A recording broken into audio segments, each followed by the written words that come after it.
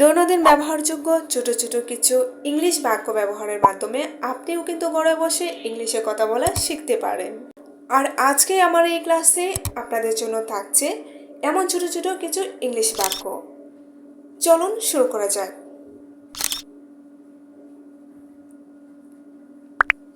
এখনই আসছি, just coming, অনেক বেশি, মাচ মোর।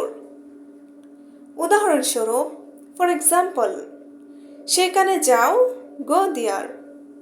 অবশ্যই না, ডেফিনেটলি। আমি ক্ষুধার্ত, আই এম হাংরি। দিনে 2 বার, টুয়াইস এ ডে। মাসে 2 বার, টুয়াইস এ মান্থ। 10 মিনিট পর, 10 মিনিট লেটার। যে কোনো মূল্যে, অ্যাট এনি কস্ট। এটা কিভাবে সম্ভব? How it possible?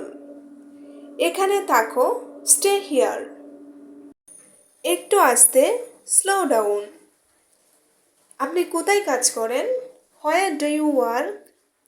একেবারেই না, অ্যাবসলিউটলি নট। একদম ঠিক, অ্যাবসলিউটলি রাইট। বারবার, অ্যাগেন অ্যান্ড অ্যাগেন। 1 সপ্তাহ পরে, এ উইক লেটার। সপ্তাহে একবার, ওয়ান্স এ উইক। তোমার পছন্দের খাবার কি? What is your favourite food? দীর্ঘদিন ধরে, ফর এ লং টাইম। তুমি কি পড়ছো? What are you reading? যথেষ্ট হয়েছে, এনাফ ইজ এনাফ। অভিনন্দন, কনগ্রাচুলেশনস। খুবই দুঃখিত, ভেরি সরি।